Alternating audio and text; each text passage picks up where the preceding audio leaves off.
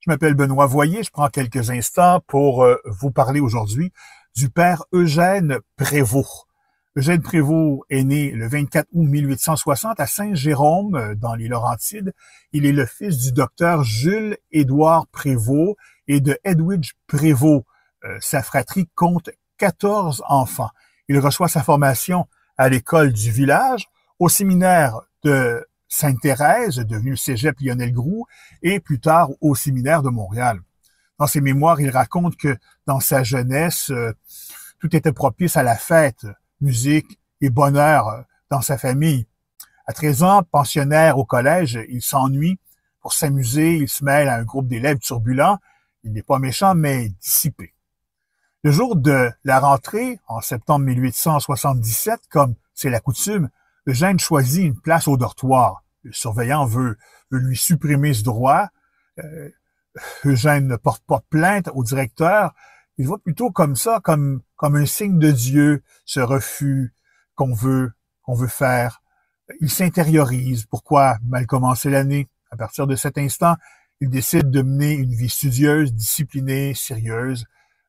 Dans ses vieux jours, à 82 ans, il dira « Jésus m'a arrêté, c'est Jésus qui a fait ça ». C'était à ses yeux un jour de conversion. À 17 ans, il décide de consacrer sa vie à Dieu en devenant prêtre.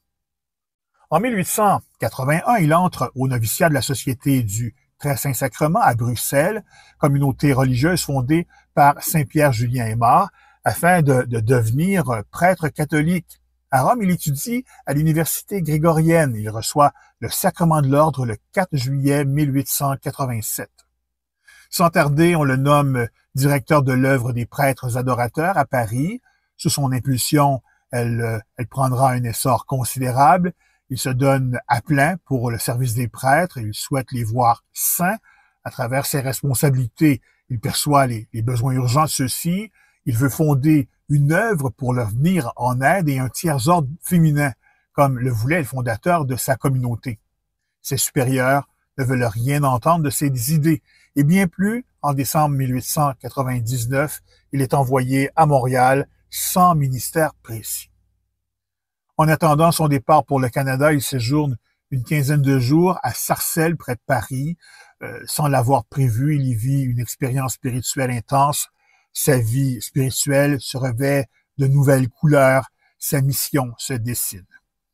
En février 1901, grâce à une permission du pape Léon XIII, il fondera la fraternité sacerdotale et les Oblates de Béthanie. Bien entendu, il doit quitter les religieux du Saint-Sacrement. La mission de la fraternité est le soutien matériel et spirituel des prêtres. Celle des religieuses est l'adoration eucharistique. Entre 1901 et 1946, l'œuvre s'implante dans 3 pays, c'est-à-dire en France, en Italie et bien entendu au Canada. Le père Eugène Prévost consacre beaucoup de temps à l'écriture. Les Oblates de Béthanie le secondent en imprimant et en distribuant livres, brochures, feuillets et images par milliers. Dans son œuvre littéraire, il traite principalement de Jésus prêtre et de la dévotion eucharistique.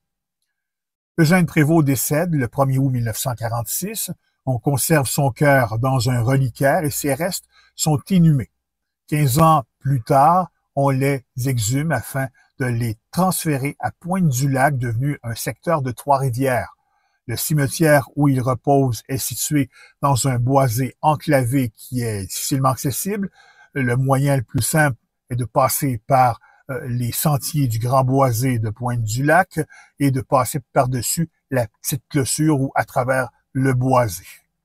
Sa cause en vue d'une béatification et une canonisation est à l'étude au Vatican. Vous pouvez également visiter la cathédrale de Saint-Hyacinthe.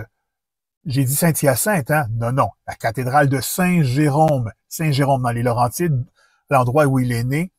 À l'arrière de la cathédrale, on a fait une grande vitrine en son honneur où on relate sa vie, où on relate qui il est et son œuvre. En passant, je vous invite à visiter mon blog, tapez le www.benoitvoyerenliberté.blogspot.com. J'espère que tout ça vous a plu. On se retrouve très bientôt.